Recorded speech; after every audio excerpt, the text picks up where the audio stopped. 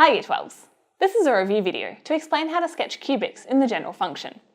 The general cubic equation is displayed here. f of x equals ax cubed plus bx squared plus cx plus d.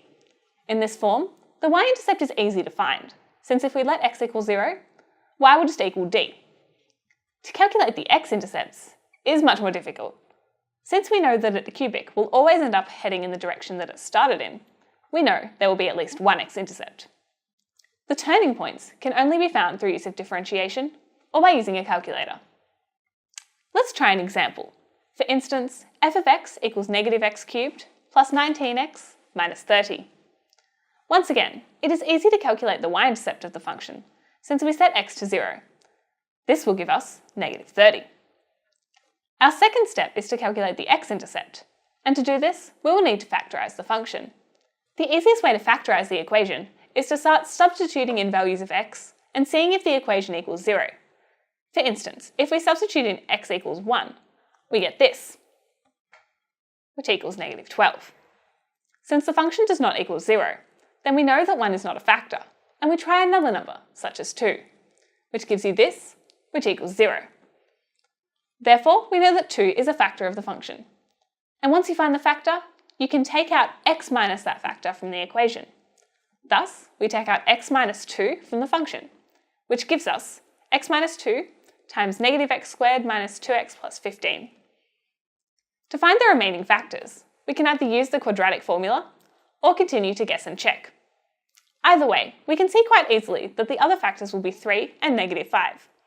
Therefore, the equation can be put in the form of x minus 2 times 3 minus x times x plus 5.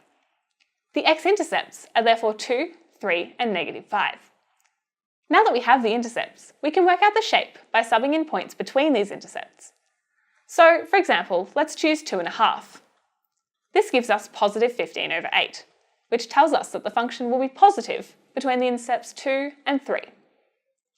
We already know a point between negative 5 and 2, the y-intercept, which is negative 30. Therefore, we know that the function will be negative between these 2 points. Now we just need to work out whether the function is positive or negative before and after the x-intercepts.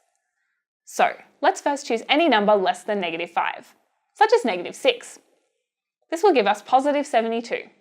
So therefore, the graph is positive at x values less than negative 5.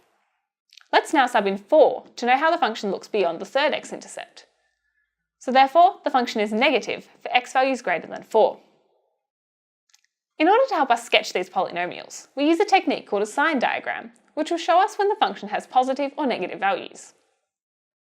If we sketch out our sign diagram over the range of the x-intercepts, we get a good idea of how the shape of our graph would look.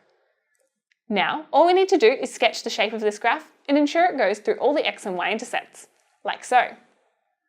The local minimum and maximums can then be found through either the function on your calculator or through the use of differentiation. If you're interested in seeing how we would solve this with differentiation, please have a look at curve sketching under differentiation in calculus. Thanks for watching, happy studying!